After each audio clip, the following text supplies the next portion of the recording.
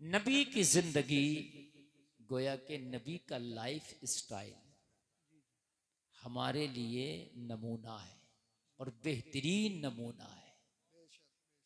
यानी खाली नमूना नहीं का बेहतरीन नमूना है, उसवाए हसना। अब जलसा में आने वालों, इस पर थोड़ी सी मैं गुफ्तगू करना चाहूंगा, थोड़ी सी रोशनी डालना चाहूंगा। आज हमारी जिंदगियां कठिनाइयों का शिकार क्यों है? आज हमारी जिंदगी में दुश्वारियां क्यों हैं? आज हमारी जिंदगियों में परेशानियां क्यों हैं? तो परेशानी इसलिए, कठिनाइयां इसलिए कि हमारी जिंदगी गुजारने के लिए अल्लाह ने एक किताब दी थी। कहा मैं ये किताब तुम्हें दे रहा हूं, इसे पढ़ते जाना, जिंदगी गुजारते जाना। इसको पढ़ने के बाद जो जिंदगी गुजारी जाएगी वो जिंदगी बहुत आसान होगी। बहुत अच्छे। और वो किताब का नाम आप खूब जानते हो, उसको कुरान कहा जाता है। बेशक बेशक, क्या बात है। वो कैसी किताब है? पूरी दुनिया में कोई किताब ऐसी नहीं बनी कि जिसमें कोई बात एक बार लिख दी जाए और वो अटल हो जाए, इधर उधर ना हो, शक की गुंजाइश ना हो। कभी तो ऐसा होता है किताब कुछ कह रही है, हकीकत कुछ कह रही है। लेकिन कुरान ऐसी किताब है, 1400 साल पहले अल्लाह ने जो उसमें उतार दिया, जो कुरान ने कह दिया वही हो कह रहा। तिल बराबर इंच बराबर नहीं बदला, जो कुरान ने कह दिया वो हो के, जोर से बोले, वो हो के। कुरान से इधर उधर जो आप भटकोगे जिंदगी भटक जाएगी। दुनिया कांटों का बन है। आला हजरत कहते हैं शहद दिखाए जहर पिलाए। ये दुनिया बड़ी मीठी लगती है, बड़ी प्यारी लगती है, बड़ी सुंदर लगती है, बड़ी लाजवाब लगती है, बड़ी रंग रंगीलियों वाली लगती है, मगर आला हजरत कहते हैं ये दिखाती शहद है, पिलाती जहर है। बहुत अच्छे। दिखाती शहद है, पिलाती जहर है। आला हज़रत कहते हैं इस मरी हुई पे ललचाना नहीं, इसलिए कि दुनिया जो है ये बड़ी बेमुरव्वत है, बड़ी मतलबी है। दुनिया ऐसी है कि जिसके साथ कितनी भी भलाइयां कर दो, अगर आप उसकी एक बात ना मानो तो सब पे पानी फेर देता। जा तुझे भी देख लिया यार। आप 100 भलाइयां करो उसके साथ और एक उसकी बात ना मानो, वो आपसे रात के 2 बजे कहे चलो रामपुर चलने, आपको भी मुझे सर्दी लग रही, मैं नहीं जाऊंगा। जा तुझे देख लिया यार। ये है दुनिया। क्या है ये दुनिया। और अल्लाह वो है, उसकी 100 मर्तबा आप नाफरमानी करते हैं और फिर भी वो कहता है मेरा बंदा। जी क्या बात है, क्या बात है। फिर भी वो कहता है मेरा बंदा, मेरा बंदा। मदीने के आका वो हैं कि उनकी शरीयत को हम ठुकराते हैं, अमल नहीं करते उनके हकाम पर, फिर भी कहते हैं रब्बे हबली उम्मती। बेशक बेशक। फिर भी कहते हैं रब्बे हबली उम्मती। जो जिंदगी में हमारी जवाल आया है, जो हमारी जिंदगियों में परेशानियां आई हैं, सबसे बड़ी चीज ये है कि कुरान जो हमारे लिए एक ज़ाब्ता-ए हयात था, हमने उसे छोड़ा। नबी की जिंदगी कि जिन्होंने कुरान पे प्रैक्टिकल करके बताया जिंदगी ऐसे गुजारी जाती है। कुरान में थ्योरी है, कुरान में क्या है? थ्योरी है, बता दिया गया कुरान में। कुरान में कहा अकीमुस्सलाह, नमाज पढ़ो, कायम करो नमाज। थ्योरी है ये, कह दिया गया। कैसे पढ़े? नबी ने प्रैक्टिकल करके बताया, ऐसे पढ़े, कयाम ऐसे होगा, रुकू ऐसे होगा, सजदा ऐसे होगा। वही बात है कि नहीं है? तो कुरान और नबी की जिंदगी को मजबूती से पकड़ना पड़ेगा अगर चाहते हो कि जिंदगी आसानी से गुजरे।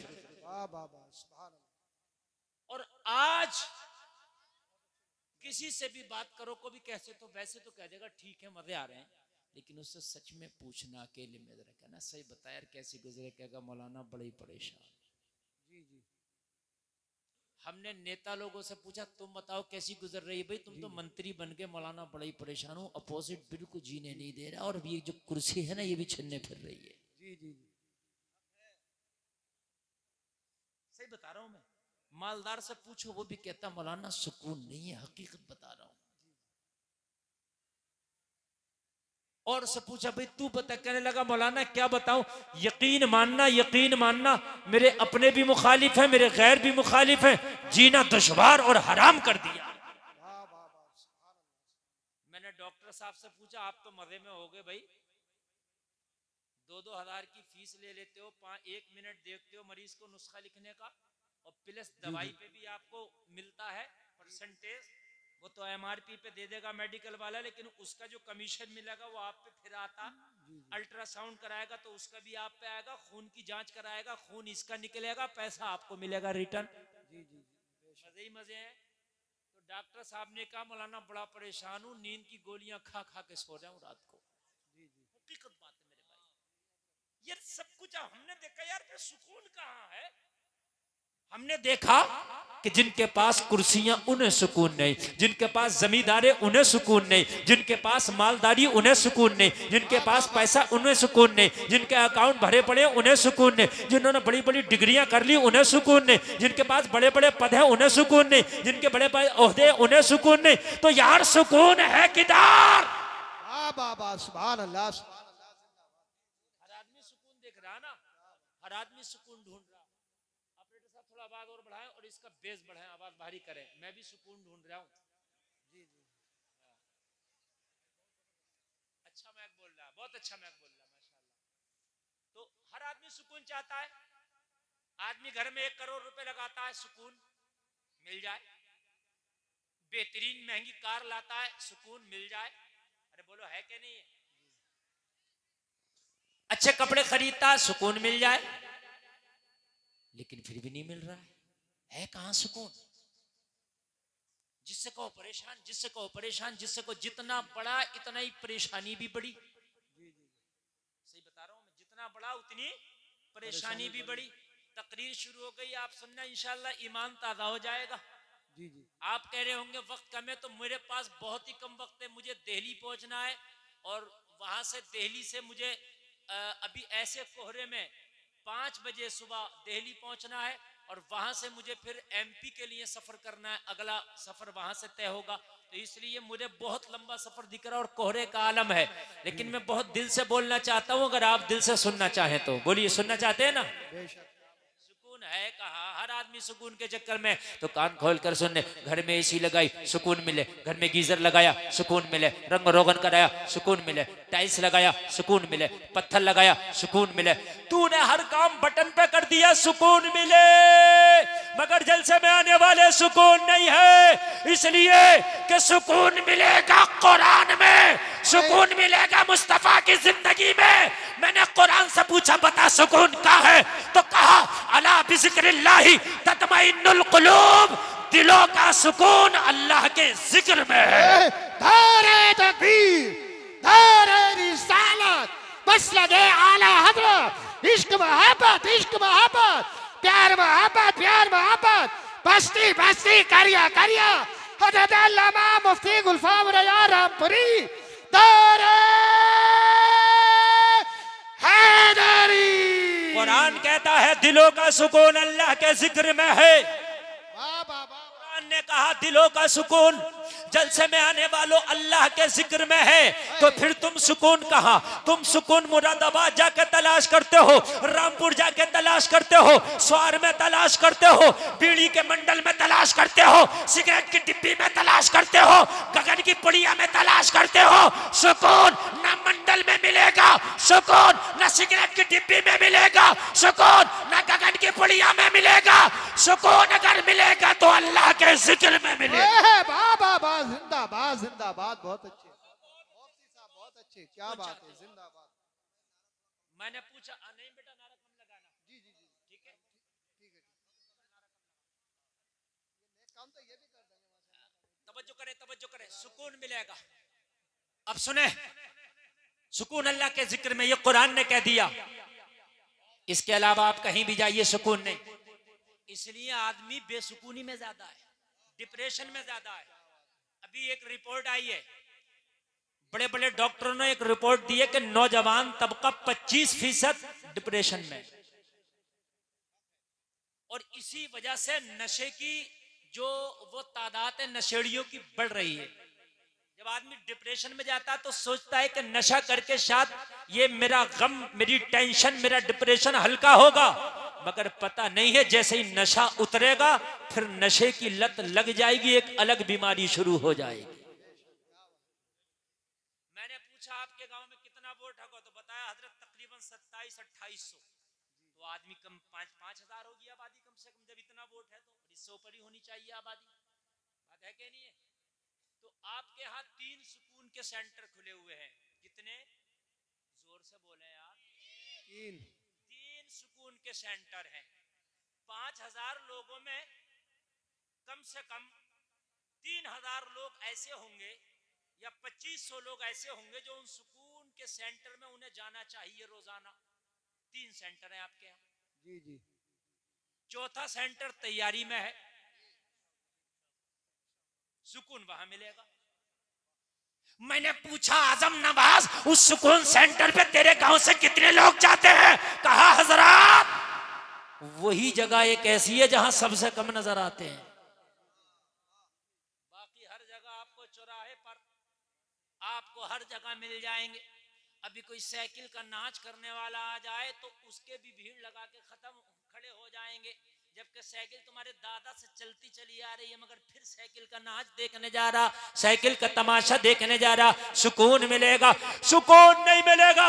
ये सुकून सेंटर अल्लाह का घर, खाना खुदा तेरे गांव की मस्जिद है। अगर सुकून चाहता है तो फजर की नमाज पढ़ ले जा, दिन निकलने से पहले सुकून सेंटर में चला जा, अल्लाह से मुलाकात कर ले। जैसे ही नमाज पढ़ेगा दिन बाद में निकलेगा, सुकून पहले हासिल हो जाए। बाबा बाबा जिंदाबाद जिंदाबाद, बहुत अच्छे, बहुत अच्छे, जिंदाबाद। दिन बाद में निकलेगा, सुकून पहले हासिल हो जाएगा। आप और बढ़ाइए, और बढ़ाइए आप। जी जी जी, और बढ़ाइए। दिन बाद में निकलेगा, दिन बाद में निकलेगा, सुकून पहले। अच्छा, फजर का वक्त ये सूरज निकलने के बाद भी तो रखा जा सकता था, सूरज निकलने से पहले ही क्यों? इसलिए रखा गया जी जी, कि ताकि बंदा नमाज पढ़े, दिन बाद में निकले, सुकून का इंतजाम पहले हो जाए। दिन बाद में निकले, सुकून का इंतजाम पहले हो जाए। ये ईशा का टाइम ऐन सोने के वक्त क्यों है? ईशा के बाद पर बंदा सोता ही है। ये ईशा की नमाज इधर असर में हो जाती, मगरिब के आसपास हो जाती, इसलिए कि ईशा पढ़ने के बाद जब सो जाए तो नींद में सुकून मिले।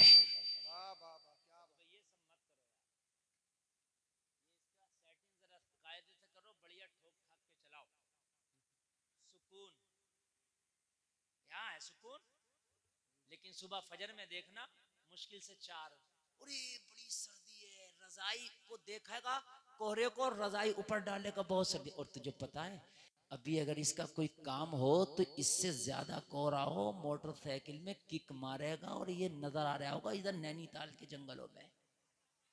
क्यों भाई, अब कोहरा नहीं था? अरे मौलाना तुम्हें पता नहीं है, अगर जरा सा भी लेट हो जाता तो काम हाथ से निकल जाता। तुझे काम आया तो तू इधर स्वार के जंगलों में घूम रहा, तुझे न रात नजर आ रहा ना दिन नजर आ रहा, लेकिन नमाज के लिए तुझे कोहरा दिखता है। जबकि हकीकत बात यह है कि मस्जिदें अब इतनी खूबसूरत बना दी गई हैं। मैंने अभी आपकी मस्जिद देखी, नमाज ईशा पढ़ी है, माशाल्लाह नई तकनीक से बनाई गई है कि मस्जिद में जाके इतना दिल लगता है कि इतना तेरे घर में दिल नहीं लगेगा। तेरे घर में चूहे होंगे, तेरे घर में जो है खटमल भी हो सकते हैं, अरे घर में कुछ भी हो सकता है यार, है? तेरे घर में बीवी का झगड़ा, तेरे घर में भाइयों का झगड़ा है ना, लेकिन मस्जिद में कुछ नहीं, सिर्फ मस्जिद में सुकून ही सुकून है। तो मस्जिद में आना, इधर तुझे सुकून मिलेगा, इधर सुकून हासिल होगा। लेकिन इससे दूर भाग के जाएगा कहां? कहता मौलाना सुकून नहीं, सुकून नहीं, मियाओं के पास जाना शुरू कर दिया। और कुछ हमारे मुसलमान, अल्लाह माफ करे, अल्लाह इन्हें हिदायत दे दे, कलमा पढ़ते हैं, पता नहीं कैसे कलमा पढ़ा है, मैंने यहां तक सुना है और अपनी आंखों से कितनों को देखा है कि जब वो परेशान हुए तो बाबाओं के पास जाना शुरू कर दिया, गैर मुस्लिम बाबाओं के पास, उनके पास जा रहे हैं, उनके मठों में जा रहे हैं कि वहां हमें सुकून मिल जाए। खुदा की कसम तुझे सुकून कहीं नहीं मिलेगा, अगर सुकून चाहता है तो तुझे मुस्तफ़ा की जिंदगी में मिलेगा। एक बात बताऊं मैं यार, जब गैर को सुकून हासिल करना होता, खुदा की कसम वो इस्लाम के करीब होते हैं कि यार सुकून इधर मिलेगा, और तू है इस्लाम से दूर भाग के सुकून हासिल करना चाहता है, नहीं मिलेगा। एक बहुत बड़ा ईसाई प्रोफेसर है, बहुत काबिल है, दुनिया की तालीम बहुत ज़्यादा उसके पास है। जलसे में आने वालों ज़रा दिल के कानों से सुनना, लेकिन घरेलू मामले में गिरफ्तार हो गया, बीवी से झगड़े का शिकार हो गया। और आपको मालूम है इंसान पूरी दुनिया से मुकाबला कर सकता है, पूरी दुनिया से पंगा ले सकता है, लेकिन अगर घर में खाना जंगी हो जाए, अगर बीवी से उसका झगड़ा हो जाए, तो उसकी जिंदगी नर्क बन जाती है, उसकी जिंदगी जीते जी जहन्नम बन जाती है। इसलिए कि बीवी से कैसे दूरी इख्तियार करे, बीवी लाइफ पार्टनर है, बीवी शरीके हयात है, बीवी से दूरी इख्तियार नहीं कर सकता। बीवी से झगड़ा हुआ, बीवी से इख्तलाफ हुआ, लोगों मजहबन ईसाई है, बीवी जलाल में आई, कहने लगी तेरे साथ नहीं रहना, तलाक चाहिए। ये पढ़ा लिखा आदमी था, इज्जतदार आदमी था, प्रोफेसर आदमी था, चाहता था कि अगर बीवी का तलाक हो गया तो माशरे में बेइज्जती होगी। तलाक होने से बेइज्जती भी होती है ना यार, ये मामला घर का घर में निपट जाए और ये बीवी यही मान जाए, और मामला थोड़ा सा चाहिए मुझे कह सुन ले, लेकिन ये यही तलाक तक नौबत ना आए, यही निपट जाए। लेकिन आपको मालूम है अगर मोहतरमा अपनी जिद पे आ जाए तो फिर मान के किसी की नहीं देती, मान के नहीं देती है। फिर ये टेढ़ी पसली से पैदा है ना, ये इनको आप चाहो कि सीधा कर दें तो ये टूट सकती हैं, मगर सीधी नहीं होंगी, ये समझना जरूरी है।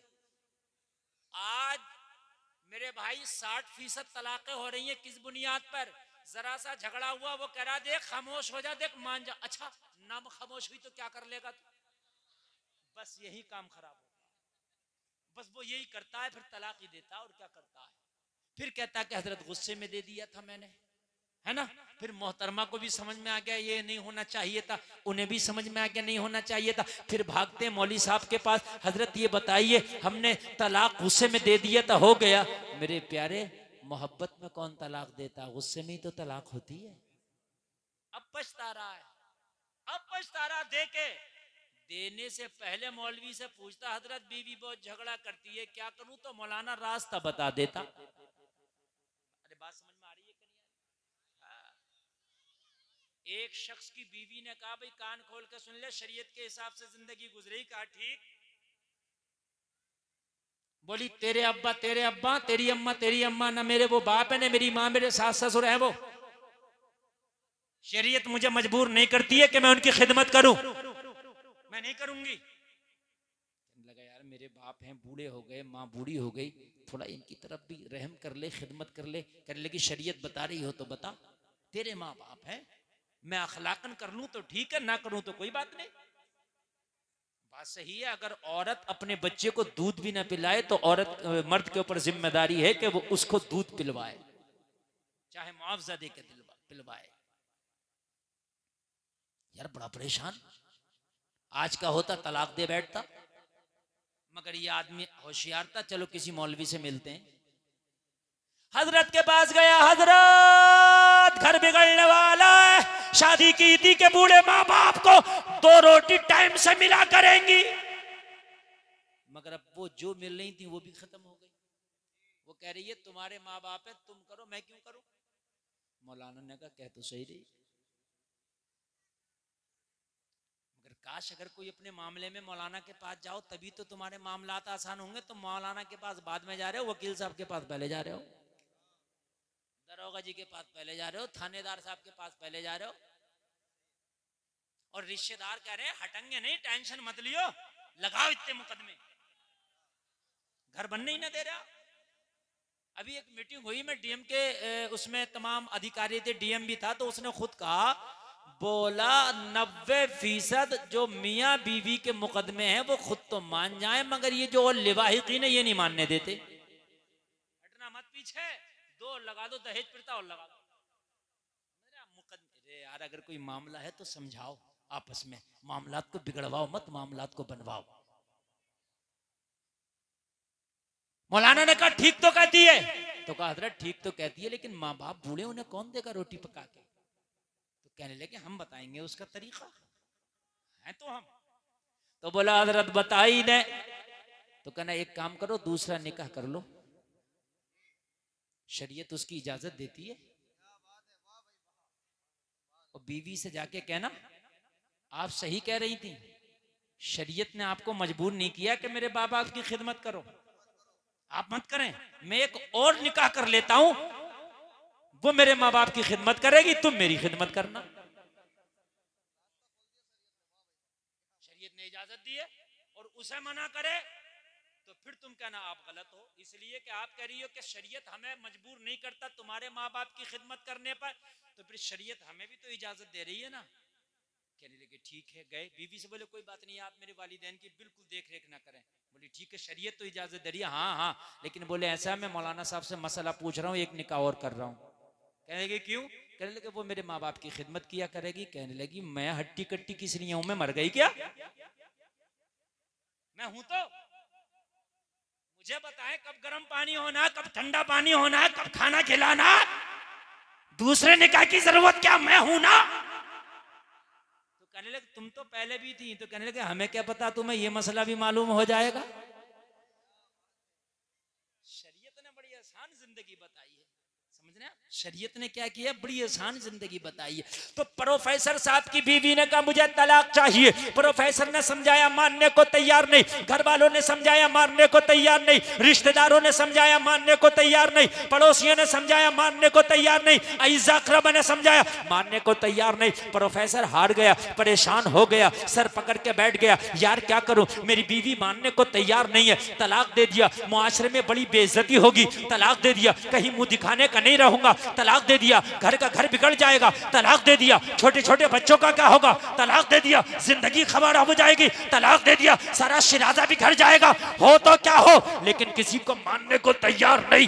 घोड़े पे सवार थी, तलाक चाहिए, तलाक चाहिए। लोगों प्रोफेसर है, लोगों पढ़ा लिखा है, लोगों काबिल है, लोगों एजुकेटेड है, मगर इसकी तालीम इसे बता ना सकी, इसकी पढ़ाई इसे बचा ना सकी, इसकी काबिलियत इसे बचा ना सकी। अब इसको नजर आया डूबते को तिनके का सहारा होता है। जब काबिलियत ने जवाब दे दिया, तालीम ने जवाब दे दिया, लोगों इसके मुआशरे ने जवाब दे दिया, तो इसके दिल में आया, मुसलमान कहता है कुरान में हर समस्या का समाधान है।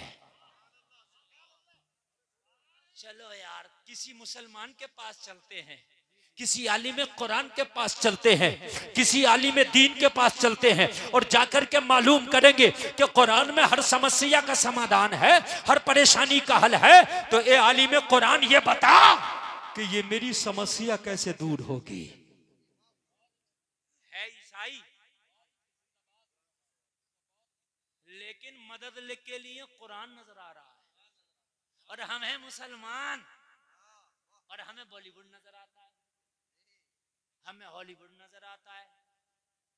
हम मुसलमान हैं, हमें दुनिया नजर आती है। वो ईसाई है, जब सारी चीजों ने दम तोड़ दिया तो फिर उसे कुरान नजर आया। तुम्हारे तो घर में सब कुछ है, तुम्हारे तो पास अल्लाह ने सब कुछ दिया है, लेकिन मेरे भाई जब तुम अपने हथियार को इस्तेमाल ही नहीं करोगे तो फिर इसमें गलती किसकी है। कुरान को इस्तेमाल करो ना। जिस कुरान को पढ़ के सहाबा ने पूरी दुनिया पे हुकूमत कर ली, उस कुरान को तुमने ताक़ो में रख दिया। कभी जुमा में पढ़ा नहीं तो वो भी नहीं पढ़ा। जलसे में आने वालों, इस वक्त कोई हिंदी पढ़ा हुआ है, कोई इंग्लिश पढ़ा हुआ है, कोई उर्दू पढ़ा हुआ है, और आजकल यूट्यूब और नेट का जमाना है। जिंदगी में एक बार तर्जमे वाला कुरान जरूर पढ़ो, ताकि पता चले कि कुरान में है क्या क्या। खाली बगैर तर्जमे का नहीं, बल्कि तर्जमे वाला कुरान पढ़ो। चाहे हिंदी में तर्जमा पढ़ो, चाहे इंग्लिश में उसका ट्रांसलेट पढ़ो। और अगर आपको पढ़ना नहीं आता तो यूट्यूब पे किसी सुन्नी आलिम का तर्जमे वाला कुरान सुनो। आपको पता तो चलना चाहिए कि नबियों का किस किस नबी का किस्सा बयान किया गया, अल्लाह ने कुरान में क्या क्या बयान किया। अच्छा, पूरा कुरान तर्जमे के साथ पढ़ोगे, पूरा कुरान तर्जमे के साथ सुनोगे तो पूरा कुरान याद ना भी रहेगा तो 10% तो बातें याद रहेंगी। 10% ही तेरे लिए काफी है। लेकिन इस पूरे मजमे में शायद कोई एक आध बंदा निकल आए, खड़े होकर कह दे हजरत मैंने पूरे तर्जमे के साथ कुरान पढ़ रखा। शायद गालियां तर्जमा तो तर्जमा, हमारी माँ बहनों को तफसीर के साथ गालियां याद होती हैं। और चुगली तो ऐसी ऐसी चुगली लगा लगा के उसमें बुन बुन के कर देगी। चुगली ऐसी चुगली कर देगी कि एक हुई होगी तो उसके अंदर 20 बेहुई लगा देगी, समझे। और अगर इससे बात पूछने पे आ जाए कि ये बता तूने जो ये बात कही है ये बात कहां तक सही है, अगर बात पुछवा दी जाए और जब बिल्कुल झूठ निकले तो क्या हम क्या करें, हमने तो सुनी थी। तो तूने सुनी हुई क्यों आगे बयान कर दी भाई, तूने सुनी हुई क्यों आगे बयान कर दी।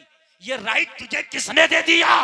इस्लाम से दूर रहोगे, कुरान से दूर रहोगे तो यही तुम्हारी जिंदगियों का शियार बन जाएगा कि लोगों की बुराइयां करते फिरोगे। अगर कुरान का दामन पकड़ोगे तो लोगों की बुराइयां नहीं करोगे बल्कि लोगों की बुराइयां दूर कराते नजर आओगे। नारे तकबीर, नारे रिसालत, मसलके आला हजरत ख्वाजा का हिंदुस्तान, हिंदुस्तान का सुन्नी मुसलमान उलमाए सुन्नत। कुरान से दूर रहोगे तो सिर्फ लोगों की बुराइयां करते नजर आओगे, इसकी बुराई उसकी बुराई, इसकी चुगली उसकी चुगली। अगर कुरान से करीब रहोगे तो लोगों की बुराइयां छुड़ाते नजर आओगे, बुराइयां छुड़ाओगे लोगों की। और ऐसी छुड़ाओगे कि जैसी गौसे आजम ने छुड़ाया, डाकुओं के पास गए तो वली बना दिया। सुभान अल्लाह। छुड़ाओगे और कुरान से दूर रहोगे तो बुराइयां करोगे। अब तुम्हें अपनाना है कि कौन सी जिंदगी अपनाओगे आप। प्रोफेसर ने मौलाना से कहा, हजरत कि बीवी का तलाक रुक सकता है कुरान के जरिए। मौलाना ने मुस्कुरा के कहा, कुरान तो बड़ी चीज है, तेरी बीवी का तलाक तो मेरे नबी की हदीस रोक देगी। यार जोर से बोलना सुभान अल्लाह। सिर्फ बच्चे ही बोल रहे हैं, बड़े बड़ों ने तो ये सोच लिया कि हमें तो ना बोलने की जरूरत है ना कुछ समझने की। अच्छा बच्चों को आगे भी बिठा दिया, ये काम बच्चों का नहीं है, ये काम बड़ों का है। मैं बच्चों को कम और आपको ज्यादा आज समझाने लगा हूं। मौलाना ने मुस्कुरा के कहा, कुरान तो बड़ी किताब है, मेरे नबी की एक हदीस पे जा जाके अमल कर ले, तेरी बीवी का तलाक रुक जाएगा। प्रोफेसर ने कहा, मौलाना मजाक तो नहीं कर रहे हैं, मेरी बीवी का तलाक मेरे खानदानी ना रोक सके, मेरी बीवी का तलाक मेरे रिश्तेदार ना रोक सके, मेरी बीवी का तलाक मेरे घर वाले ना रोक सके, मेरी बीवी का तलाक मैं ना रोक सका। हम आजिज आ गए, बीवी मानती नहीं, आप कहते हो नबी की हदीस तलाक रोक देगी। कहा हाँ हाँ, मेरे नबी की बात में इतना पावर है, अमल तो करके दिखा, फिर देख कैसा कमाल पैदा होगा। हम तो दूर हैं, हम तो मुसलमान हैं, हमें तो पानी भी पीने का पता नहीं कि सुन्नत तरीका क्या। गधे और खच्चर और बैलों की तरह खड़े खड़े पी रहे हैं, खाना भी खड़े खड़े खा रहे हैं, सर पे टोपी रखना समझते हैं तो मुल्ला जी का काम है, तो इमाम साहब का काम है, हाफिज जी का काम है। हम तो ऐसे बदमाश लोग हैं, हम तो ऐसे कैसे भी खा ले। क्यों खा ले, मुसलमान तू भी है, मुस्तफा का कलमा तूने भी पढ़ा है, जन्नत तुझे भी चाहिए। अगर पानी के 2 घूंट भी पीना तो ये देख मेरे नबी का तरीका क्या था पानी पीने का। तरीके पे तूने पानी पी लिया, सुन्नत की सुन्नत अदा होगी, इबादत की इबादत हो जाएगी। मौलाना ने कहा, घर चला जा, तेरी बीवी का तलाक रुक जाएगा। कहने लगा, हजरत वो नबी की हदीस तो बताएं। कहा, जा मेरे नबी के सुन्नत तरीके पे बस खाना खा लेना। क्या कर लेना, किस तरीके पर खा लेना खाना, जोर से बोले, सुन्नत तरीके। नबी के सुन्नत तरीके पर अगर तूने खाना खा लिया तो तेरी बीवी का तलाक रुक जाएगा। तो कहने लगा, हजरत मुझे बता भी तो दे, मैं प्रोफेसर जरूर हूं, मैंने दुनियावी तालीम जरूर हासिल की है, मगर अभी नबी का सुन्नत तरीका खाने वाला मुझे याद नहीं है। तो मौलाना ने कहा, सुन, घर जाना और घर जाने के बाद में तू खाना तन्हा ना खाना, अपनी बीवी को साथ में लेके खाना खाना, इसलिए कि मिल के खाना खाना मेरे नबी की सुन्नत है। पहले लोग मिल के खाने खाते थे, आपस में मोहब्बतें होती थी। पहले लोग एक बड़ा तबाक होता था, उसके अंदर मिल के 5-4 लोग खाना खाते थे, मोहब्बतें होती थी। अब तो अलग अलग चल रहा, अब तो डिस्पोजल चल रहा, खाओ फेंक दो। मोहब्बतें भी ऐसी चल रही है, मिलो बात खत्म। पहले होती थी मोहब्बतें, अब नहीं है, सब खत्म हो गई। कहा मिल के खाना खाना, बगैर बीवी के खाना नहीं खाना। पता चला अपने घर में हो तो मिल के खाना खाओ, बीवी है तो बीवी के साथ खाओ, माँ है तो माँ के साथ खाओ, बाप है तो बाप के साथ खाओ, बहन है तो बहन के साथ खाओ, भाई है तो भाई के साथ खाओ, औलाद है तो औलाद के साथ खाओ। मगर ये मुआशरा उल्टा है। हम दुनिया के साथ खाएं कोई बात नहीं, अगर कोई बीवी के साथ खाने लगे तो कहते जा ये मियाँ ये जोरू का गुलाम हो गया। अरे मियाँ किसी गैर के साथ थोड़ी खा रहा, अपनी बीवी के साथ खा रहा। अम्मी आयशा फरमाती हैं कि मैं जिस कटोरे से पानी पीती थी मुस्तफा उसी कटोरे से पानी पीते थे। अम्मी आयशा फरमाती है कि मैं जिस जगह से कटोरे से मुंह लगा के पानी पीती, मेरे नबी उसी जगह से मुंह लगा के पानी पिया करते। अगर आज पी ले, क्योंकि उल्टा है निजाम है ना, उल्टा है। भाभी से मजाक कर रहा तो कोई कुछ नहीं कहेगा, सबकी आंखें फूट गई। कहो भाई ये क्या हो रहा है, ये क्यों इस औरत से मजाक कर रहा, तो पता क्या कहते हैं, अरे मजाना यार हट जाओ, ये देवर भाभी है। तो जब पता नहीं है कि देवर भाभी की मजाक हराम है, जो जायज काम है उस पर उंगलियां उठ रही हैं। अगर कोई अपनी बीवी के साथ खाना खाने लगे तो मजाक बनाया जाता, मियाँ ये तो जोरू का गुलाम है, बगैर बीवी के खाना नहीं खाता, बीवी शर्म से खाना नहीं खाती, मजाक बनाया जाता है। शोहर अपनी बीवी के साथ जाकर भी खाना नहीं खाता, मजाक बनाया जाता है। देवर भाभी से मजाक कर रहा तो लोग करें ये तो हक है इनका। निजामे मैं कदा को जिस तरह बिगड़ा है साकी, उन्हीं को जाम मिलता है जिन्हें पीना नहीं आता। मुझे जरा बताएं, इस्लाम ने सबसे हार्ड अगर पर्दा बताया है तो भाभी को देवर से बताया है, सबसे हार्ड पर्दा। बहनोई से साली का पर्दा सबसे हार्ड। लेकिन मुआशरे में सालियां भी मजाक कर रही। सालियां की तो मजाक की बात छोड़ दें, दूल्हा मियां जिस दिन आए थे निकाह भी नहीं हुआ था, फूलों की डलिया लेके वहां गांव के पीपल्स खाने के रोड पे बाहर खड़ी हो गई थी दूल्हे का इस्तकबाल करने। मैंने कहा तुम क्या करने आई हो? कहा दूल्हे का इस्तकबाल करने आई है, पूरे मोहल्ले की लड़कियां आई हैं, हम तो डूबे हैं सनम, तुम्हें भी ले डूबेंगे, खुद तो डूब ही रही हैं। पूरे मोहल्ले की लड़कियों को जाके वहां खड़ा कर दिया। कोई मना भी तो नहीं करता, कहते मैं लड़कियां इस्तकबाल करेंगी, तुम क्या मर गए? तुम इस्तकबाल करो ना। अरे लड़कों का इस्तकबाल, दूल्हे का इस्तकबाल लड़के करें, मर्द करें। अगर दुल्हन का इस्तकबाल लड़की करें तो कुछ समझ में भी आता है। दुल्हन का इस्तकबाल लड़की कर रही है कोई बात नहीं, समझ में भी आता है, लेकिन दूल्हे का करती हैं लड़कियां, अजीब मसला है। कहा सुन्नत के मुताबिक खाना खाना, कहा कैसे? कहा बीवी को साथ में लेके, सर ढाक के, दस्तरखान बिछा के। जो मोटी मोटी सुन्नत है ना खाने की बता दिया, जा तेरा तलाक रुक जाएगा। घर गया, बीवी ने देखा आ गया प्रोफेसर। कहा प्रोफेसर साहब तलाक कब देंगे? कहा 3 दिन की मोहलत दे दो। कहा 3 दिन के बाद? कहा 1 मिनट की मोहलत नहीं मांगूंगा, तेरे मुताबिक तुझे तलाक दे दूंगा। कहा जहां तेरे साथ इतने साल गुजारे हैं तो 3 दिन तो कांटों पे भी गुजार लूंगी, कोई बात नहीं, लेकिन 3 दिन के बाद कोई हीला बहाना नहीं चलेगा। हाय हाय, इसे क्या पता है आज मुस्तफ़ा की शरीयत पे ये भरोसा कर बैठा है।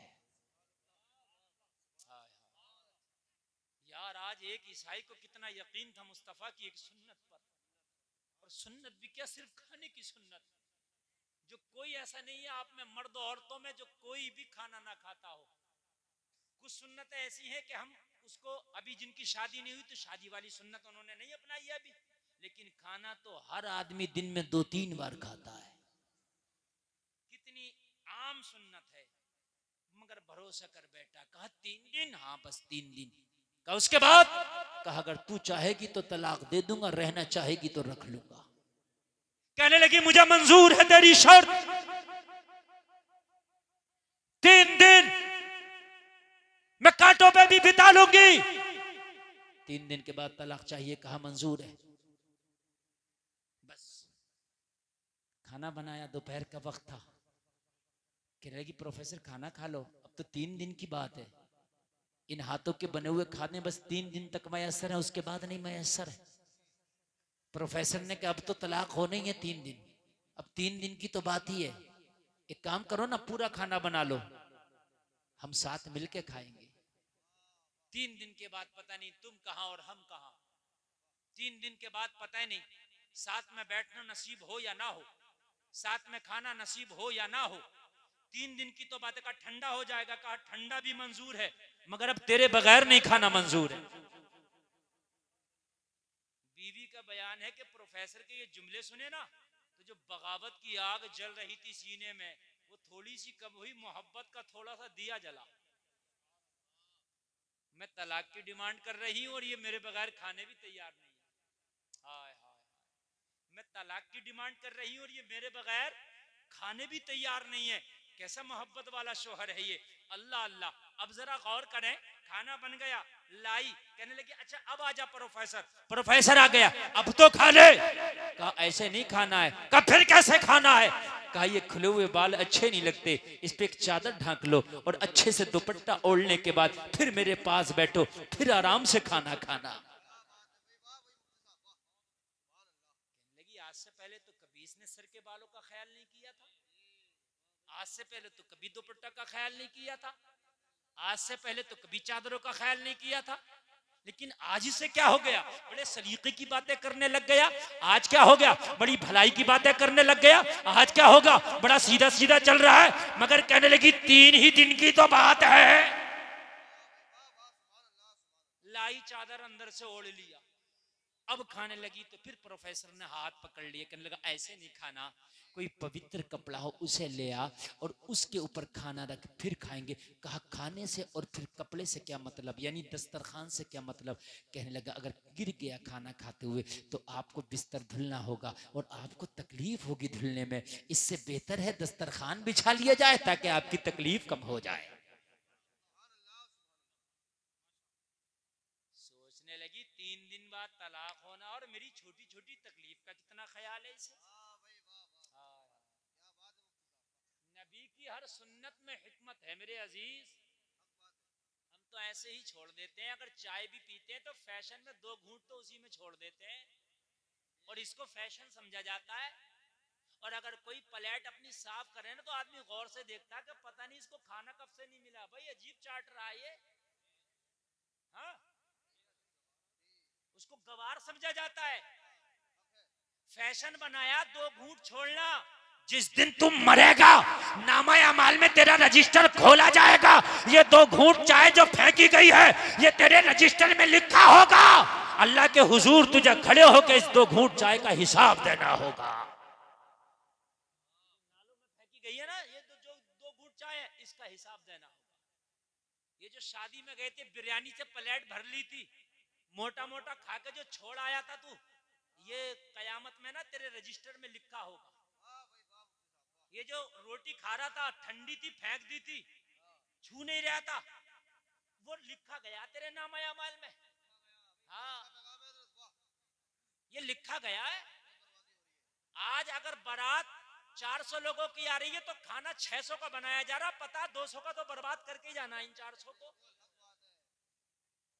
समझ रहे हैं आप? चूंकि अगर चाट के खाएगा साफ करके खाएगा तो इंसल्ट होगी। तुझे पता नहीं तेरे नबी मोहम्मद रसूलुल्लाह जब खाना खाया करते तो उंगलियों को इतना चाटा करते मुंह में लेके कि उंगलियां सुर्ख हो जाती। नबी की सुन्नत थी। और एक बात और बता दूं मैं आपको, एक बात और बताऊं मैं आपको, मेरी बात जरा मोहब्बत से सुनते रहे। पूरी दुनिया का कोई ऐसा चूरन नहीं बना, पूरी दुनिया का कोई ऐसा टैबलेट नहीं बना जो खाने को इतना तेज हजम करे जितना तेज ये मुंह का लुआब हजम करता है। नहीं बना। खाना जितना चबा के खाओगे इतना ही जल्दी हजम होगा। खाना जितना चबा चबा के धीरे धीरे खाओगे इतना ही तेरे पेट के लिए फायदेमंद होगा। इसलिए कि चबा के खाने में लुआब भी जाएगा और जब लुआब ज्यादा जाएगा तो खाना जल्दी हजम होगा।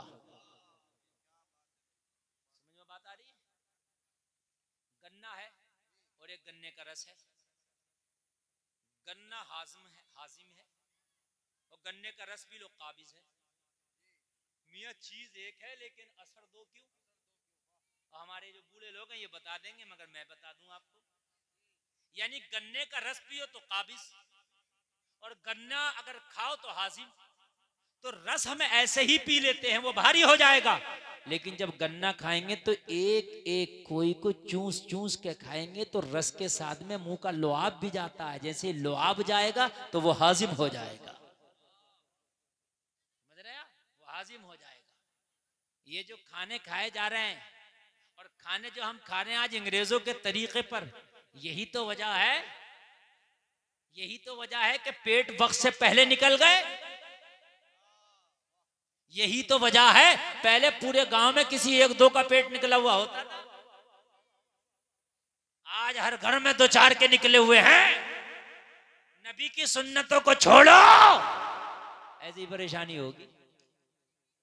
अगर सुन्नत के मुताबिक खाना खाओगे, मेरा दामन पकड़ लेना, कसम खा के कहता हूं किसी को भी पेट की शिकायत नहीं होगी, निकलेगा ही नहीं, वजन कम करने की जरूरत ही नहीं पड़ेगी। नबी फरमाते हैं कि खाना खाओ, जब थोड़े से भूखे रह जाओ तो हाथ खींच लो। और मियाँ है, अगर बढ़िया कोरमा हत्ता आ जाए तो हाथ खींचता, डोंगे खींचता नहीं है। क्या मशवरा हो रहा है? जब तकरीर होती है ना तो बात अकबर, बहुत कर रहा गुजरता। अल्लाह अकबर, या रसूल अल्लाह, जिंदाबाद। अगर सही कोरमा हाथ लग जाए तो हाथ नहीं खींचता है, डोंगे खींचता है। हाँ मेरे अजीजों, ज्यादा खाना कमाल नहीं है, कम खा के हाथ खींच लेना ये कमाल है। ये रात को नींद भी सुकून से आएगी, वजन भी नहीं बढ़ेगा। अब खा उल्टा सीधा रहा, फिर वजन कम करने की दवाई खाना कि वजन कम हो जाए। सुन्नत को छोड़ोगे तो ऐसी परेशानी होगी। ये सुन्नत है, समझे आप? लेकिन कौन सुन्नत को अदा कर रहा मियाँ भाई? कौन देख रहा सुन्नत किधर है? जो हाथ लगा, जितना हाथ लगा, जैसे हाथ लगा खा लिया। पकौड़ी हाथ लगी, पकौड़ी उड़ा दी। फ्राई हाथ लगी, फ्राई नहीं छोड़ी। कोरमा हाथ लगा, वो भी बिरयानियां फाड़ दी। कह रहा मौलाना एसिडिटी नहीं जा रही है, लीवर फैटी हो गया। खुदा की कसम, मुस्तफा की सुन्नत पे तो आ। अगर तेरे मुकद्दर में बीमार होना होगा तो मैं कह नहीं सकता, लेकिन अगर मुस्तफा की सुन्नत के मुताबिक तूने खाना अपना लिया तो तेरी सेहत भी बनी रहेगी, इबादत भी तेरी बनी रहेगी। नारे तकबीर, सेहत भी लाजवाब, नारे रिसालत, दोनों चीजें लाजवाब। सुन्नतों के तो यार मामले ही लाजवाब। जितना खाना तुम्हारे सामने आ जाए वो खाना तुम्हारे लिए जरूरी है, तुम्हारे नामा अमाल में लिख दिया जाता है। जब टेबल पे खाने के लिए बैठो, दस्तरखान पे खाने के लिए बैठो, तो उतना ही निकालो जितना खा सको, उतना ना निकालो कि जितना खा ना सको, इसलिए कि क़यामत में इसका हिसाब देना है। जो छोटे छोटे जर्रे आप अपनी प्लेट के साफ कर ले तो वो दुआ करते हैं, या अल्लाह इसने हमें फिकने से, नाले में जाने से बचा लिया, ए परवरदिगार तू इसकी बख्शिश फरमा देना। ये वो छोटे छोटे जर्रात दुआएं करते हैं। प्रोफेसर ने कहा दस्तरखान बिछा ले। लोगों, बीवी ने दस्तरखान भी बिछा लिया, अपने सर पे चादर भी रख लिया। अब जरा गौर करो, गौर करो। खाना खाने के लिए हाथ बढ़ाया तो प्रोफेसर का लोगो तरीका देखो। उसने सबसे पहले जो बीवी की प्लेट थी उसमें खाना निकाल के पेश किया। पहले आप तनावुल फरमाए, पहले आप खाना खाएं। बीवी देखती जा रही है, हैरत में पड़ गई। मैंने 3 दिन की डेट रख दी है, 3 दिन के बाद ये मुझे तलाक दे देगा, मुझे तलाक लेना है। लेकिन मोहब्बतों का आलम यह है कि मेरे बगैर खाने तैयार नहीं है, पहले मुझे खिला रहा है, बाद में खुद खा रहा है। अगर मैंने तलाक ले भी लिया तो हो सकता है इतना ख्याल करने वाला शोहर मिले या ना मिले, इतनी मुरफ़्फ़त करने वाला शोहर मिले या ना मिले, इतना ध्यान रखने वाला शोहर मिले या ना मिले। बीवी का बयान है, मैंने खाने का लुक़मा तो खाया, मगर अंदर से मेरे दिल में जो मोहब्बत का दीप जला था मैं उसे बयान नहीं कर सकती। ऐसे शौहर को छोड़ने के लिए चली है कि जो तेरी छोटी छोटी बातों का इतना ख्याल करता है, जो तेरी छोटी छोटी बातों का इतना ख्याल रख रहा है, तू उससे तलाक चाहती है। बीवी का बयान है कि मुकम्मल खाना खा के ना निपटी थी, मेरा दिल भराया, आंखें नम हो गई। प्रोफेसर कहता है रोती क्यों है? कहने लगी रो इसलिए रही हूं, मैं कितनी बेवफा हूं, मैं आज तक तुझे समझ ना सकी, मैं आज तक तुझे पढ़ ना सकी, मैं अभी तक तो तुझे खुद गर्ज समझती थी, मैं अब तक तो तुझे आम इंसान समझती थी, लेकिन यकीनन तू मानवता की बहुत बड़ी मिसाल है। तुझे पता है 3 दिन के बाद तलाक होने वाला है, फिर भी मेरा इतना ख्याल तू कर रहा है। कसम खा के कहती हूँ जमाना कुछ भी कहे अब तलाक नहीं होगा। सुभान अल्लाह, सुभान अल्लाह। जमाना कुछ भी कहे अब तलाक नहीं होगा, जमाना कुछ भी कहे अब मुझे तलाक तुझसे नहीं चाहिए। अल्लाह अल्लाह, जलसे में आने वालों जरा गौर करना, कहा तलाक नहीं चाहिए, कहा अब तुझसे तलाक नहीं चाहिए, तेरे साथ रहना। प्रोफेसर खाना खा के निपटा और खाना खाने के बाद कह रहा था एक सुन्नत पे अमल कर लो तो होता तलाक रुक जाए, मुकम्मल मजहब इस्लाम पे अमल कर लो तो क्या क्या परेशानी ना रुक जाए। सुभान अल्लाह। अगर एक नबी की सुन्नत पे अमल कर लिया जाए तो होता तलाक रुक जाए। तलाक बहुत बड़ी बात है, बहुत बड़ी बात है मेरे अजीज, तलाक। और अगर मुकम्मल मजहब इस्लाम पे अमल कर लिया जाए तो क्या क्या ना रुक जाए। इसने अपने आप को तैयार किया, बीवी से कहा खाना अगर खा लिया हो तो फिर चलो। कहने लगी कहाँ चले? कहने लगा जिसने दोबारा ये जिंदगी जीना सिखाया है उसी के पास चलो। सुभान अल्लाह, सुभान अल्लाह। जिसने तेरे इस नफरत वाले दिल में मोहब्बतों के चिराग जलाए हैं उसी के पास चलो। बीवी कहने लगी अब कहाँ लेके जाना चाहता? शाम हुई है। कहने लगा मुझे नींद नहीं आएगी, चलना पड़ेगा। अब बीवी तो इतनी मोहब्बत करने लग गई। प्रोफेसर अगर रात को दिन बोले तो दिन कहे, अगर दिन को रात बोले तो रात कहे। बीवी ने कहा चल। दोनों खाना खा के फारिग हुए, दोनों चले। इस आलिम कुरान के पास जाके खड़ा हो गया, कहने लगा हजरत आपने नबी की एक सुन्नत बताई थी और कहा था तलाक रुक जाएगा, मेरी जिंदगी इसकी गवाह है। मैंने नबी की एक सुन्नत पे अमल किया, खुदा की कसम मेरा तलाक रुक गया। बीवी ने कसम खाई है कि आज के बाद तुझसे कभी तलाक का जिक्र नहीं करूंगी, मैं तुझसे कभी तलाक नहीं चाहूंगी, मैं तुझसे कभी तलाक नहीं मांगूंगी। हजरत एक सुन्नत पे अमल करने से बीवी का होता अगर तलाक रुक जाए तो मैं मुकम्मल मजहब इस्लाम को अपनाना चाहता हूँ। इस्लाम को अपनाने के लिए मुझे क्या करना पड़ेगा? तो मौलाना ने मुस्कुरा के बताया कुछ नहीं करना पड़ेगा, मुस्कुरा के तुझे कलमा पढ़ना पड़ेगा। हाँ बाबा, सुभान अल्लाह, सुभान अल्लाह, जिंदाबाद। बस तुझे बहुत कलमा अच्छे। पढ़ना पड़ेगा। तू कलमा पढ़ ले तेरी जिंदगी मुस्कुराएगी, तू कलमा पढ़ ले तेरी कब्र में तेरी जिंदगी मुस्कुराएगी, तेरी कब्र रोशन हो जाएगी। तू कलमा पढ़ ले तेरी आखिरत की जिंदगी मुस्कुराएगी। तो कहने लगा अगर सिर्फ कलमा पढ़ना ही इस्लाम है तो फिर हाथ बढ़ा के मुझे कलमा पढ़ा दे। आलिम कुरान ने हाथ बढ़ाया, हाथ में हाथ लेके इसको कलमा पढ़ाना शुरू कर दिया। आलिम कुरान इसको कलमा पढ़ाता जा रहा है और ये कलमा पढ़ता जा रहा है और मुस्कुरा के ऐलान करता जा रहा है कौले मोहम्मद कौले खुदा, फरमान न बदला जाएगा, बदलेगा जमाना लाख मगर कुरान न बदला जाए। नारे तकबीर, नारे रिसालत। हाथ उठाकर नबी का झंडा लहराकर बोलिए नारे तकबीर, नारे रिसालत। बस लगे आला हजरत, इश्क मोहब्बत, इश्क मोहब्बत। ख्वाजा का हिंदुस्तान, ख्वाजा का हिंदुस्तान, पीपल थाने का सुन्नी मुसलमान। नारे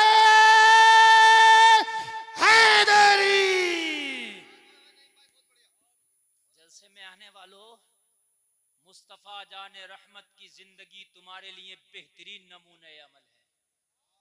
जलसे में आने वालों अपने घरों को जाओ तो कसम खा के जाओ कि अब अगर मुझे रात को अपने बिस्तर पे सोना भी है तो सोऊंगा, बाद में मुस्तफा का सुन्नत तरीका पहले देखूंगा।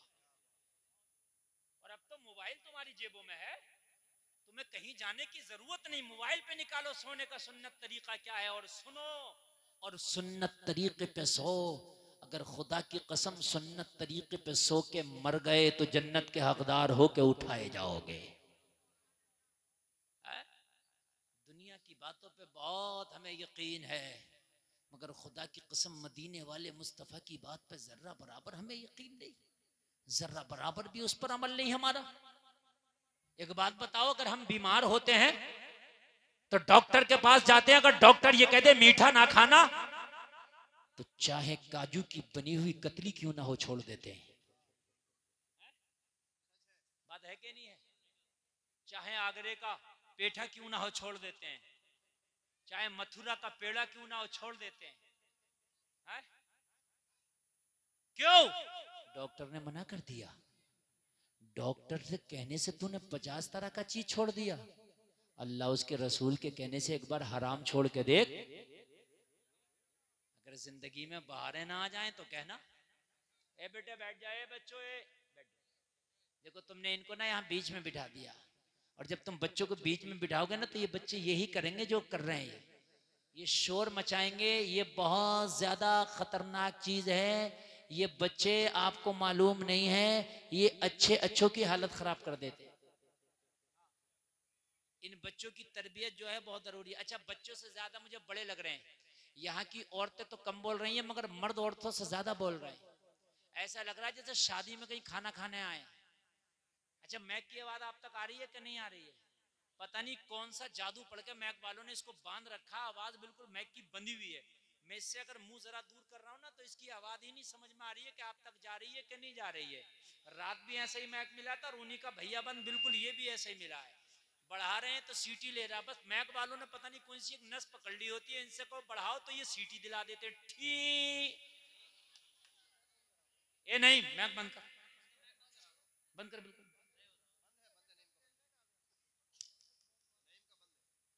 हम दुनिया के कहने से दुनिया की चीजें छोड़ देते हैं। एक बार मुस्तफ़ा के कहने से मेरे भाइयों अपनी जिंदगी से जरा हराम निकालो, है ना?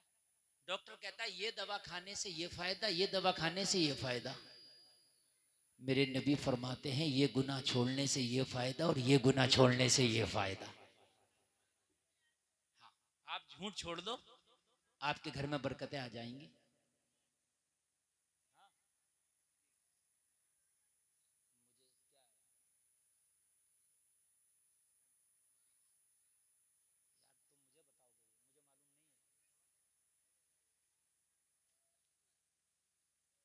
बोलिए सुभान अल्लाह। कोई मुस्तफ़ा जाने रहमत सल्लल्लाहु ताला अलैहि वसल्लम की जिंदगी, बस यही मेरी तकरीर का उन्वान है। हदीस है नबी की, इसको कोई टाल नहीं सकता, कोई बदल नहीं सकता। कितनी भी बड़ी बीमारी हो सदका कर दो, सदका करने से बीमारी टल जाती है। हम डॉक्टर को तो हजारों लाखों रुपए दे देंगे, लेकिन सदका करने के लिए हमारे पास पैसा नहीं है। सदका क्या है? सदका ये नहीं है कि मुर्गा दे दो किसी को, बकरा दे दो ना। सबसे बेहतर सदका है कि किसी गरीब को पैसा दे दो। उसे कपड़े की जरूरत होगी कपड़ा खरीद लेगा, रजाई की जरूरत होगी रजाई खरीद लेगा, कंबल की जरूरत होगी कंबल खरीदेगा, राशन की जरूरत होगी राशन खरीदेगा। तूने मुर्गा दिया, बकरा दिया तो सिर्फ गोश्त मिलेगा, पैसा दिया तो जो वो चाहेगा वो उसे हासिल हो जाएगा। यही बात है कि नहीं? तो पैसा दे दो, सदका करने की आदत डालो। सदका ज़कात से अलग है, ज़कात सदक़े में नहीं है, ज़कात अलग है, सदका अलग है। सदका तो ये जब भी तुम्हारा दिल करे, जितना दिल करे किसी गरीब को दे दो। सदका करने से बीमारियां टल जाती हैं, जिंदगी आसान हो जाएगी। आज मैंने तकरीर का उन्वान ही ये बनाया है कि जिंदगी हार्ड है, परेशानी में जिंदगी आसान कैसे हो। सुकून कहाँ मिलेगा? मैंने बताया कि तुम्हारे यहाँ सेंटर है, मस्जिद है, सुकून की जगह है। ये बीमारियां कैसे दूर हो? सुन्नत पे अमल करो, इंशाल्लाह बीमारियां दूर होंगी। सदका करो, अगर बीमार होगे तो अल्लाह ने अगर चाहा तो सदका करने से बीमारी टल जाए।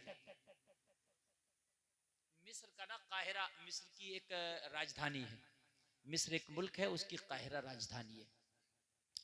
वहां का एक बहुत अमीर शख्स जो कारखानों का, फैक्ट्रियों का मालिक, इत्तेफाक से हार्ट का बीमार हो गया।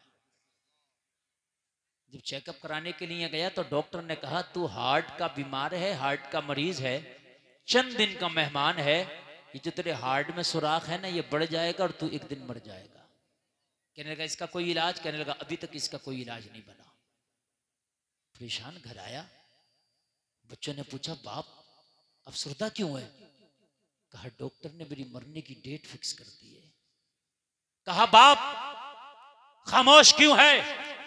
कहा डॉक्टर ने मेरे मरने की डेट फिक्स कर दी है, चंद दिन का मेहमान हूं, चंद दिन के बाद शायद तुम मेरी कब्र पे आया करो,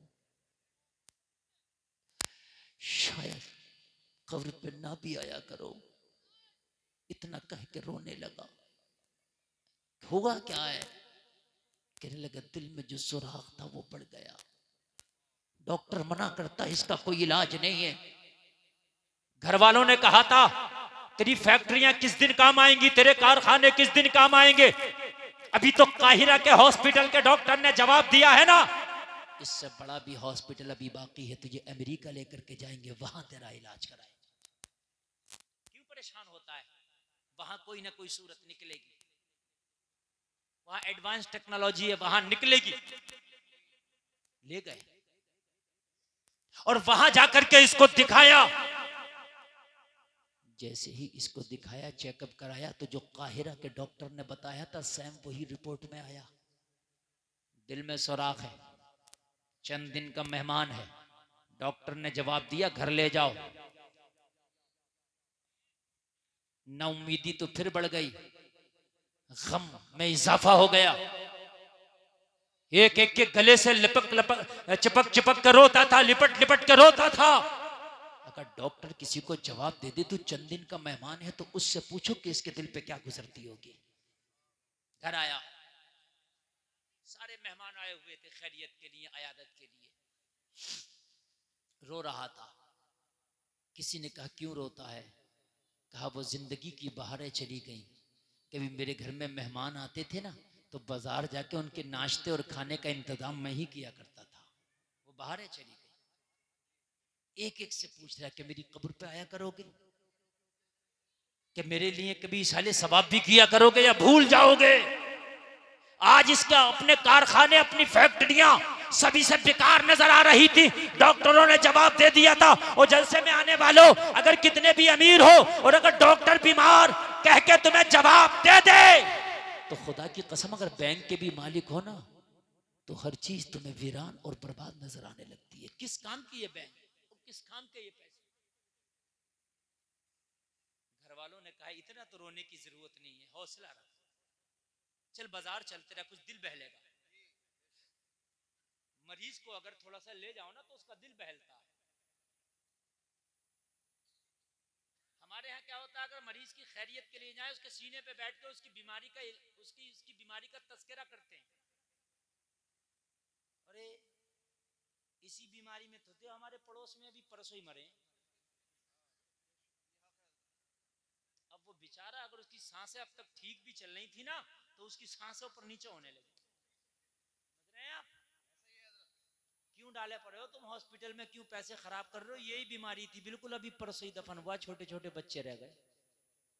अरे अगर इस बीमारी में मरा भी है तो तू इसके सामने क्यों बयान कर रहा है? इसके सामने तो ये कहना यार तू अच्छा हो जाएगा, अल्लाह ने चाहा तो। ये बीमारी फला साहब को भी थी, हमने उसे भी अच्छा होते देखा है। अल्लाह ने चाहा तेरी भी रिकवरी हो जाएगी। अरे दुआओं से तो तकदीर बदल जाती है। उसका दिल तोड़ेंगे और समझ रहे हैं? हाय हाय, कहने लगा चल बाहर चल, बाजार में घूमेगा, थोड़ा सा फिरेगा, सैरो तफरी होगी, मन बहलेगा, दिल खुश होगा, तो हो सकता है तुझे जिंदगी की थोड़ी सी उम्मीद नजर आने लगे। कहने लगा हाँ ये बात सही है, लेकिन चलने के काबिल नहीं हूं मैं। तो कहने लगा हम सहारा देंगे ना। बेटों ने सहारा दिया, बाजार ले गए। सोना नहीं है, सोना बिल्कुल नहीं। इसलिए आज का जो मजमा आप लोगों ने बनाया ना, बड़ा खराब बनाया। बच्चे आगे बिल्कुल बिठा लिए और ये सुन के किसी की नहीं दे रहे। कोई किधर देख रहा है, कोई किधर लेटा है। देखो लाल बनियान वाला, देखो कितने मजे ले रहा है। देखो देखो देखो देखो, मतलब ही नहीं है इनसे, ये बिरादरी से मतलब ही नहीं है। हदीस की बात चल रही है, कुरान की चल रही, इससे कोई मतलब नहीं है, समझ रहे हैं? इससे बड़ा डिस्टर्ब होता है। ये मैं बोल रहा हूँ जिगर गुर्दा है, ठीक है। मेरे बाद मुफ्ती साहब आएंगे, वो भी इस चीज को बताएंगे कि हाँ ये आपने गलत किया, डिस्टर्ब कर रहे हैं। या तो फिर बच्चे खामोशी से बैठे, चल बाजार चल, मार्केट चल, थोड़ा सैर तफरी करेगा, तेरा मन बहलेगा, चलो। बच्चों ने सहारा दिया, बेटे ने कांधा पकड़ा, किसी ने हाथ पकड़ा, किसी ने इसको पकड़ा, सहारा दिया, बाजार ले गए, थोड़ा सा इसको घुमाया, थोड़ा सा फिराया, मन बहला, मन अच्छा हुआ तो कहने लगा एक काम ना करो, मार्केट में आ ही गए हो तो मेहमान घर पे आए हुए हैं खैरियत के लिए, कुछ गोश्त खरीद के उनका बेहतरीन मेहमान नवाजी ही कर दो। जो अभी बिस्तर पे रो रहा था, घर से बाहर थोड़ा सा क्या निकला कि थोड़ा सा इसका दिमाग चेंज हुआ, माइंड बदला, इसको गोश्त की दुकान पर ले गए, खड़ा कर दिया, इसने बताया इतना खरीदो। बच्चा जैसे ही दुकान के पास गया तो इसने क्या देखा, एक खातून है जो हिजाब में है, नकाब पोश है, चेहरा किसी को नजर नहीं आता, उसके हाथ में कपड़े का थैला है, गोश्त वाले की दुकान के पास में जो पट्ठों वाला गोश्त वो कसाई काट के फेंक देता ना, वो उसको उठा उठा के अपने थैले में जमा कर रही है। ये बीमार था, तजस्सुस हुआ, जहन में ये सवाल पैदा हुआ, आखिरकार ये खातून क्या कर रही है, इस गोश्त को तो कुत्ता और बिल्ली भी जल्दी नहीं खाते, इस गुदूद और पट्टे वाले गोश्त को ये उठा उठा के थैला में क्यों जमा कर रही है। इसने अपने एक बेटे को इशारा किया कि जरा इस खातून को मेरे पास लेके आ। बेटा उसके पास बुला के लाया, तुझे मेरा बीमार बाप बुलाता है।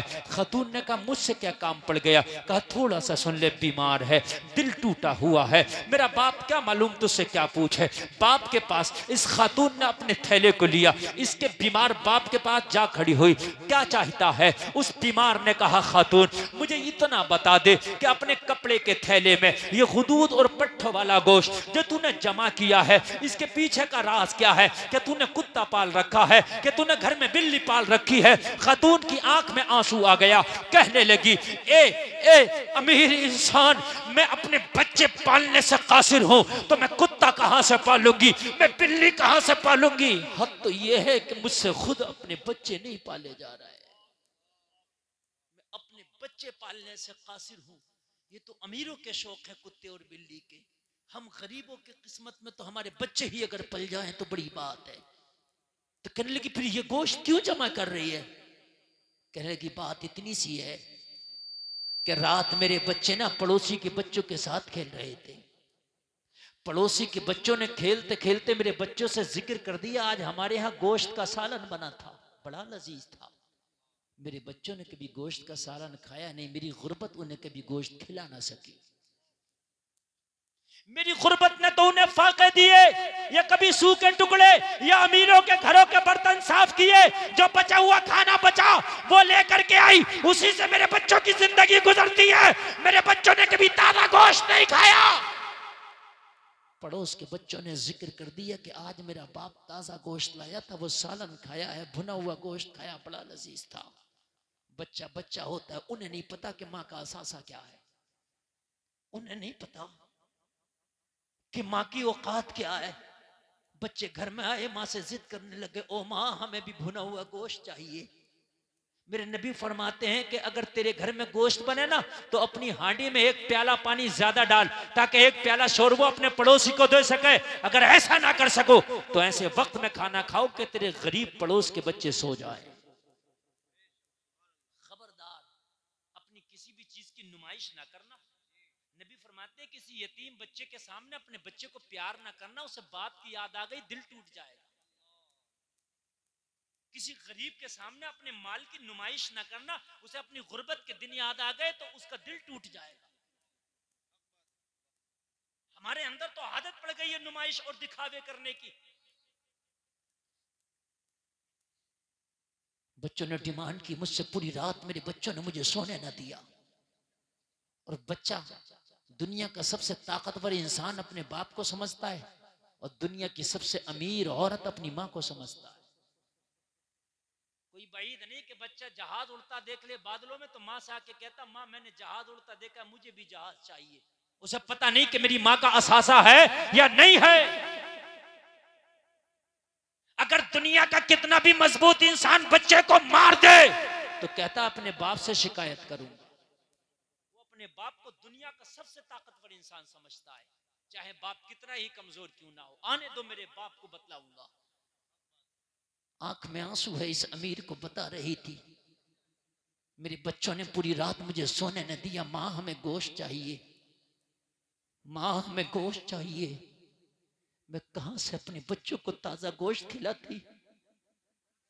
मेरे घर में तो अक्सर चूल्हा ही नहीं जलता, मेरे घर में तो अक्सर बच्चे फाके से सोते, मेरे घर में तो अक्सर गरीब अमीरों के बर्तनों के जो साफ किए हुए खाने होते हैं ना, वो मेरे बच्चे खा के सो जाते हैं। रात इत्तेफाक से पूरी रात जिद में गुजारती बच्चों ने। क्या करती माँ, दिल पिघल गया। क्या करती माँ हूं, बच्चों की बात को टाला ना गया। मैंने बच्चों से बात की, बेटा सुबह तो होने दो, तेरी माँ थैला लेके जाएगी, कुछ भी करे मगर तुम्हारे लिए भुने हुए गोश्त का इंतजाम करेगी। अपने गरीब बच्चों से वादा करके आई थी कि आज गोश्त जरूर खिलाऊंगी, लेकिन जैसे ही थैला लेके मैं घर से बाहर निकली तो खुददार थी, मैं किसी से भीख मांग न सकी। जलसे में आने वालों, उन्हीं को ना दिया करो जो हाथ फैला के मांग लेते हैं। मांगने वाले तो मांग लेते हैं, मगर कितने जरूरतमंद वो हैं जो इस सर्दी में भी बिना गर्म कपड़ों के गुजार लेते हैं, मगर मांगने के लिए उनकी हिम्मत जवाब दे जाती है, उनकी गैरत गवारा ना करती। उन जरूरतमंदों का ख्याल रखना ये तुम्हारी जिम्मेदारी। बाबा नारे तकबीर, नारे रिसालत, मसलके आला हजरत उलमाए सुन्नत जिंदाबाद। मांगने वाले तो मांग लेते हैं, लेकिन कितनी गैरतमंद बेटियां, कितने गैरतमंद बेटे आज भी ऐसे हैं कि जरूरत है, लेकिन खुदा की कसम उनकी गैरत जवाब दे गई, वो मांगते नहीं, इसलिए कि उनकी गैरत उन्हें मांगने नहीं देती। जलसे में आने वालों, तू महसूस कर, अगर वाकई वो जरूरतमंद है, अगर वाकई वो हाजतमंद है, तो खामोशी के साथ उसकी मदद कर दे। ऐसी मदद कर कि तू मदद करे तो दूसरे पड़ोसी को पता ना चल सके, एक हाथ से मदद करे दूसरे हाथ को पता ना चल सके। अल्लाह की कसम, यहां अगर तूने इसकी माल से मदद कर दी तो मैदाने महशर में अल्लाह तेरे नामाए अमाल से मदद कर देगा। वाह बाबा, सुभान अल्लाह, सुभान अल्लाह। आज भी कितनी बेटियां तो ऐसी हैं जो दूसरे लड़कों से दोस्ती करके अपना खर्चा उन पर डालती हैं, लेकिन आज भी कुछ इज्जतदार बापू की इज्जतदार बेटियां ऐसी हैं, गरीब हैं, घर में जरी और कढ़ाई का काम करती हैं, सिलाई का काम करती हैं, हफ्ते में 200-250 रुपया कमाती हैं, मगर अपनी इज्जत को खुदा की कसम कहीं नीलाम नहीं करती हैं। 200-250 रुपया एक हफ्ते में कढ़ाई करती हैं, सूट काटती हैं, सिलाई करती हैं, लेकिन वो उसी 250 और 200 रुपया में अपना तन भी ढकती हैं, अपना पेट भी भरती हैं। वो गैरतमंद बाप की गैरतमंद बेटियां हैं, वो इज्जतदार जो है घरानों की इज्जतदार बेटियां हैं। अरे ऐसे घरानों का ख्याल किया करो, अगर कोई ऐसे गरीब है तो उनकी मदद कर दिया। नारे तकबीर, नारे तकबीर, नारे रिसालत, मसलके आला हजरत हजरत अल्लामा मुफ्ती हमारे। पता नहीं किसी के 25 पैसे हटे हुए होते हैं, इसका पूरा रुपया ही गायब है। हाँ भाई सही। अल्लाह सलामत रखे, इसके सदक़े में बख्शिश फरमाए। अगर ये माजूर है तो ये जन्नती है, और इसके सदक़े में अल्लाह हमारी बख्शिश फरमाए। मुझे पता नहीं था, मैं इस चीज के लिए माजरत चाहता हूं। तवज्जो फरमाए, मेरी बात बिल्कुल आखिरी पड़ाव पे है, बिल्कुल आखिरी। 1.5 घंटा मैं बिल्कुल बोल चुका हूं और मुझे बड़ा लंबा सफर करना है। और हमारे भाई हमारे बिल्कुल तशरीफ ले आए, आप चेहरे की जियारत करें। मेरी आखिरी बात सुने, एक बार जरा कहते हैं सुभान अल्लाह। बात समझ में आ रही है कि नहीं आ रही है? नौजवान आ रही है ना? बिल्कुल समझ में। अल्लाह सलामत रखे, अमल की तौफीक अता फरमाए मेरा मौला। बस आखिरी बात सुने, आखिरी बात सुने। कहने लगी अब मेरे बच्चों ने जो मुझसे डिमांड की है तो मैं इस गोश्त को लेके जाऊंगी, इस पट्ठों को, इस गुदूद को। जो खराब गोश्त होता है या तो गुदूद होते हैं या पट्टे होते हैं, आप जानते हैं, है? वो खराब होते हैं ना, मैं इनको लेके जाऊंगी। जब मैंने हाथ फैला ना सकी, किसी से मांग ना सकी, गोश्त लेके जाना था, क्या करती? दुकान पे आई तो इससे भी मांगने की हिम्मत ना पड़ी। तो अंदर से मेरा ज़मीर बोला ये जो फेंक रहा है इसे कुत्ते भी खाते हैं कि नहीं खाते हैं? जब कुत्ते खा के नहीं मरते तो तेरे बच्चे भी नहीं मरेंगे। इसको ले जा, इसको पका के खिला देना, तेरे बच्चों की कम से कम भूख खत्म हो जाएगी,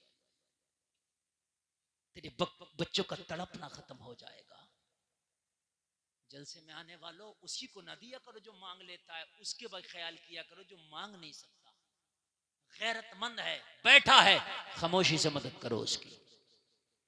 और ये मदद ऐसी है, अल्लाह की कसम, मैदान महशर में तेरे लिए बख्शिश का जरिया बनेगी। तो पता ही समीर ने क्या जवाब दिया? कहने लगा बहन इसको फेंक दे।